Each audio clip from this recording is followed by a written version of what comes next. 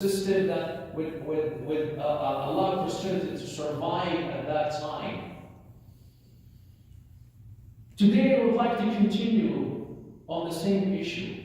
When we talk about the birth of Isa, or what's supposed to be the birth of Isa, we as Muslims have a lot of respect to Isa alayhi salam. He is the prophet that comes before Muhammad sallallahu alayhi wa sallam.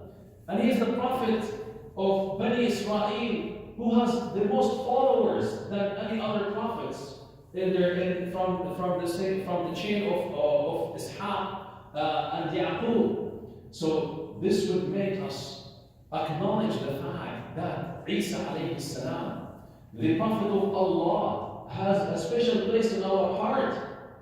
As a matter of the fact, all Muslims at all times in different places on earth are looking forward to see Isa alayhi salam once again, because we acknowledge and we believe firmly, it's part of our aqidah, that he's coming back again, and he will be a Muslim, who will be leading the Muslim Ummah, will be praying behind one of the leaders of the Muslim Ummah. And this is part of our aqidah, we believe in that. And we believe that he's going to fight all those who claim to be for him to be the son of Allah, and declare there is only one religion, which is Islam, that believes in the oneness of Allah Azza wa Jalla. And as a matter of the fact, there are some narrations indicate that he will be inshallah there in a spot that is still vacant next to the Prophet ﷺ and Abu Bakr and Umar radiallahu anhu. So he will be joining the true ummah of Islam after his death. Today I'd like to explore his life, or start exploring his life in a series of talks. As I said, my next khutbah will be inshallah more about how Allah Azza wa Jalla spoke about Isa in the Quran. But let's go a little bit backward, and explore the Isa, the Ali Imran, which is the family that Isa alayhi salam belongs to. As Allah Azza wa Jalla mentioned in the Quran in Surah Ali Imran, إن الله اصطفى آدم ونوحا وآل إبراهيم وآل عمران على العالمين ذرية بعضها من بعض والله سميع عليم. الله أكبر. That's what we need to explore and understand. It's not about only commemorating memories and acknowledging celebrations. No, that's not what Islam is all about, and that's not what Quran is all about. We need to dig deep and explore and understand how we can enrich our Iman and believe in Allah and how we are able to benefit from it. And I need to say that and putting two lines under how we can benefit from it, as we are struggling right now in our communities, or maybe I should say globally as a movement, or maybe humanity in general is struggling with the structure of this beautiful unit that Allah created, the Usra.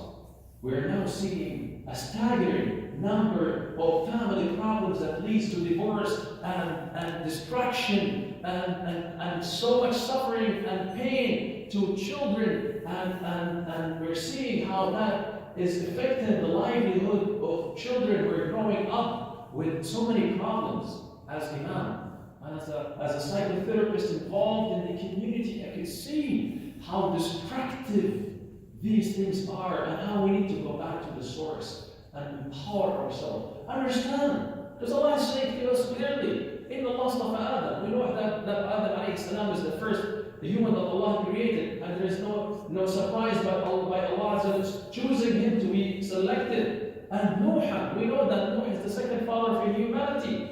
And Ibrahim alayhi salam being the father of all the prophets from himself onwards, until Muhammad sallallahu alayhi wa sallam.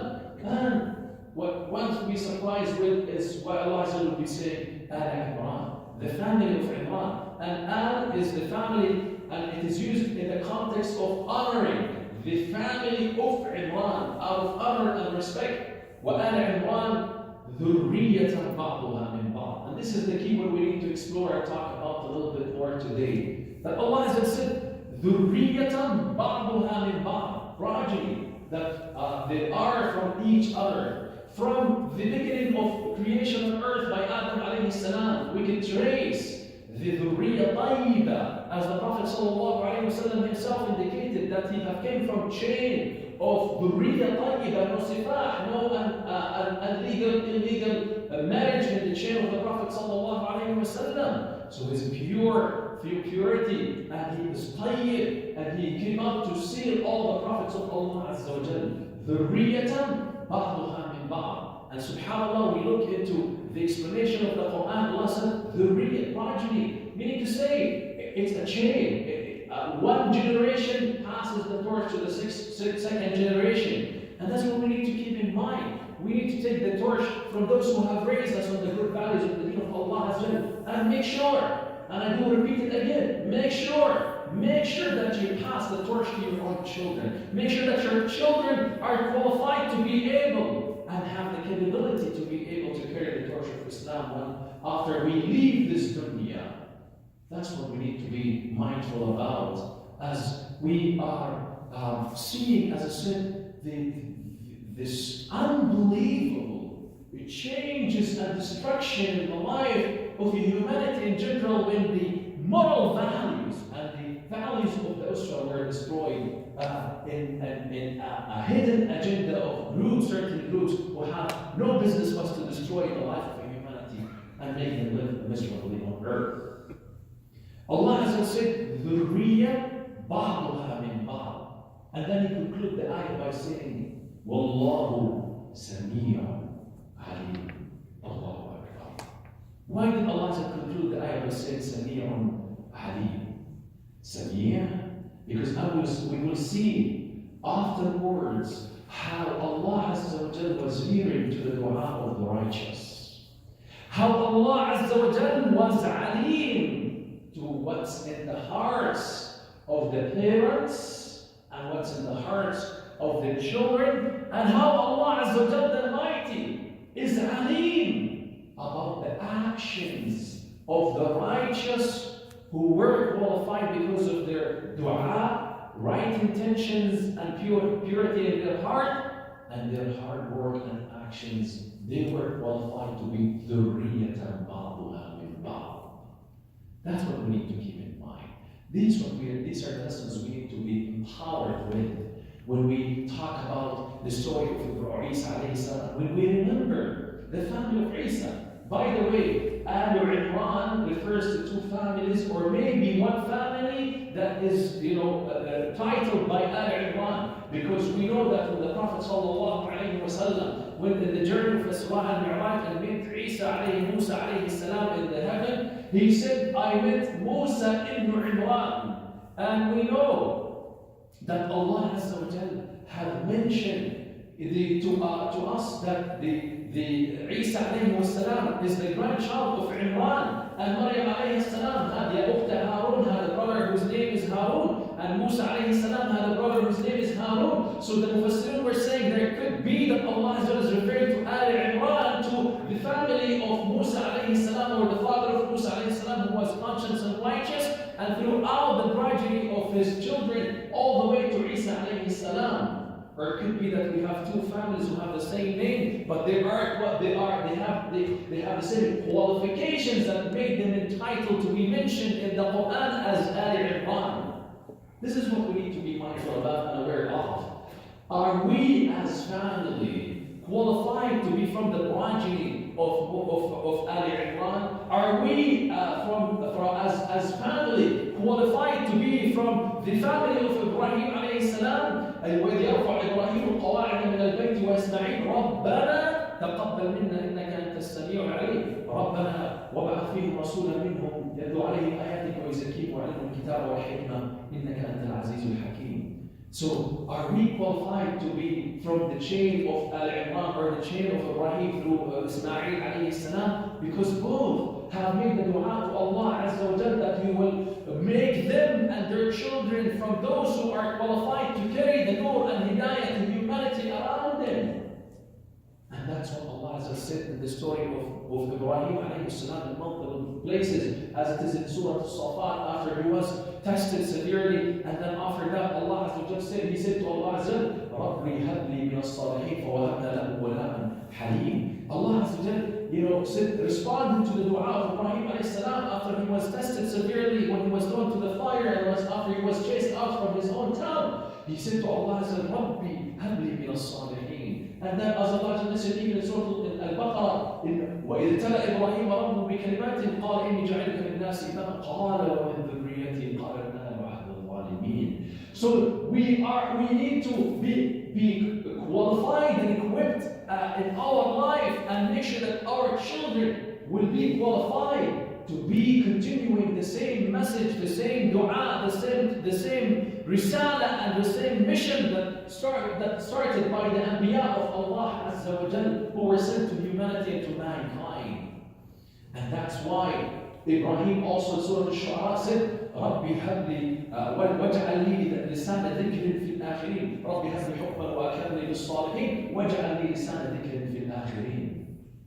This is what is the dua of all the prophets of Allah Azza wa Jalla. وزكريا إذ نادى ربه ربي لا تذرني فردا وأنت خير الوارثين فوهبنا له. And then Allah Azza gave him the wish of all the prophets of Allah, the majority of the prophets of Allah that were mentioned to us in the Quran, is to have dhurriya tayyiba, is to have children who will be an asset for them, not only in the akhirah, but here in the dunya. It breaks the heart.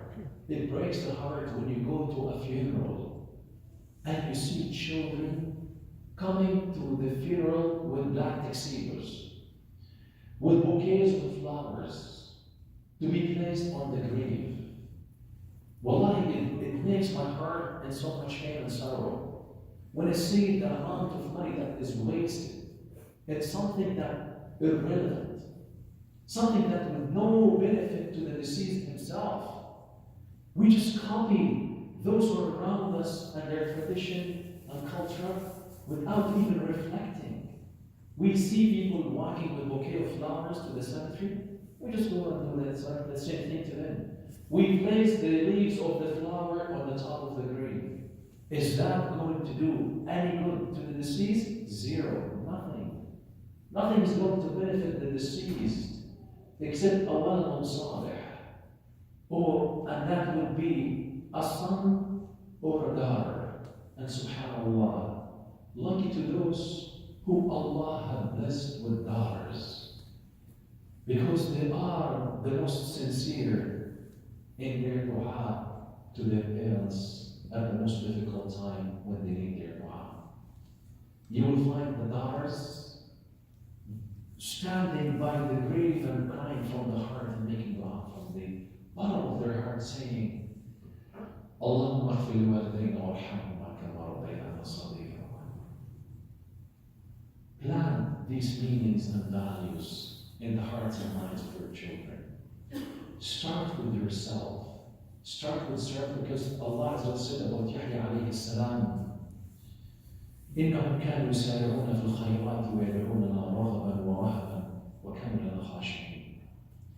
Describe the family of Yahya alayhi salam, Zakaria alayhi salam, as they were يدعوننا رغبا ورهبا وكانوا يسارعون في الخيرات ويدعوننا رغبا ورهبا. They used to not يسارعون إلى الخيرات, but يسارعون في الخيرات. And there's a big difference. There's a difference when you're running so hard trying to catch up with a group, or you are in a group that is a pioneer, that is so advanced, and you're competing with this group and leaving behind those who are left behind. يسارعون في الخيرات, within the khayrat, they're competing with those who are so advanced in the khayrat, in the good. ويدعوننا رغبا ورهبا, and they used to supplicate to us out of fear as well as out of love. وكانوا لنا خاشعين. They were submissive. They were khasha.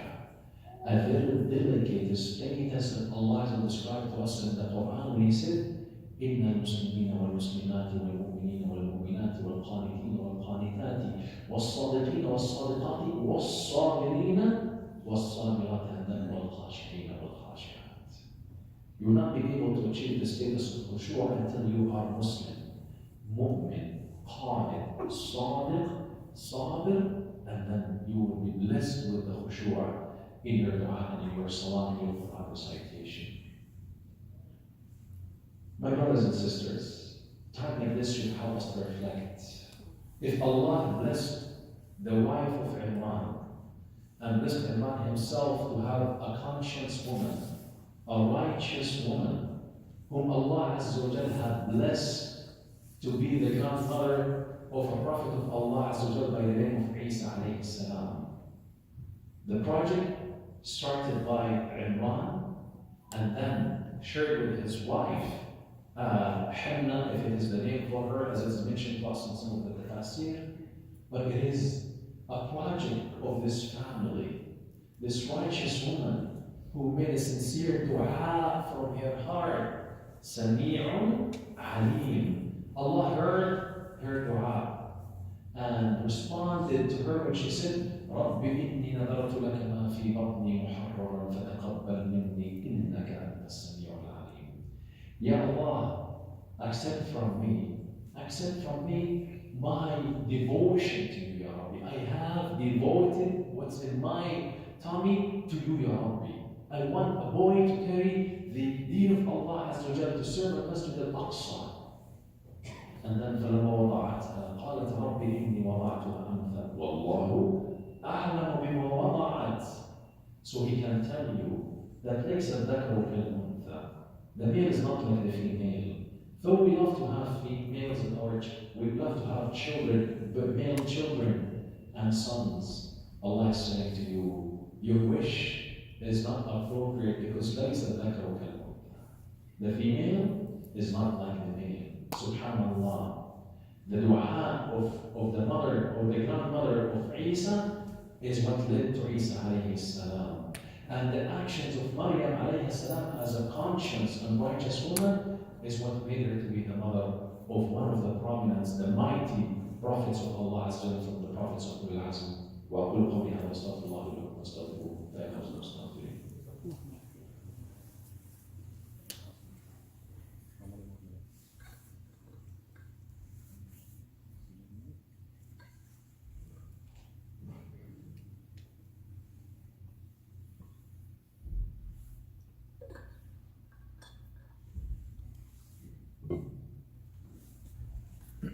الحمد لله نحمده ونستعينه ونستهديه ونستغفره ونعوذ بالله من شرور انفسنا وسيئات اعمالنا من يهده الله فهو المهتد ومن يضلل فلن تجد له وليا مرشدا.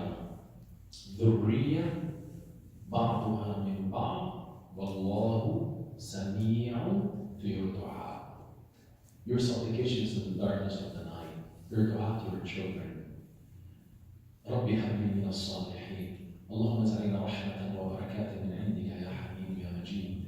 And عليم, your actions. Be from those who are يسارعون في الخيرات ويدعون رغبا ورهبا وكانوا من الخاشعين. إن الله وملائكته يصلون على النبي يا أيها الذين آمنوا صلوا عليه وسلموا تسليما. اللهم صل على محمد وعلى آل محمد كما صليت على إبراهيم وعلى آل إبراهيم وبارك اللهم على محمد وعلى آل محمد كما باركت على إبراهيم في العالمين إنك حميد مجيد. اللهم إنا عبيدك ابن عبيدك أبناء إيمانك نواصينا يا رب بيدك ماض فينا حكمك عدل فينا قضاؤك. نسألك اللهم بكل اسم هو لك سميت به نفسك أنزلته في كتابك أو علمته أحد من خلقك أو استأثرت به في علم الغيب عندك بأن تجعل القرآن العظيم ربيع قلوبنا يا رب. اجعله جلاء لهمومنا وأحزاننا يا أرحم الراحمين.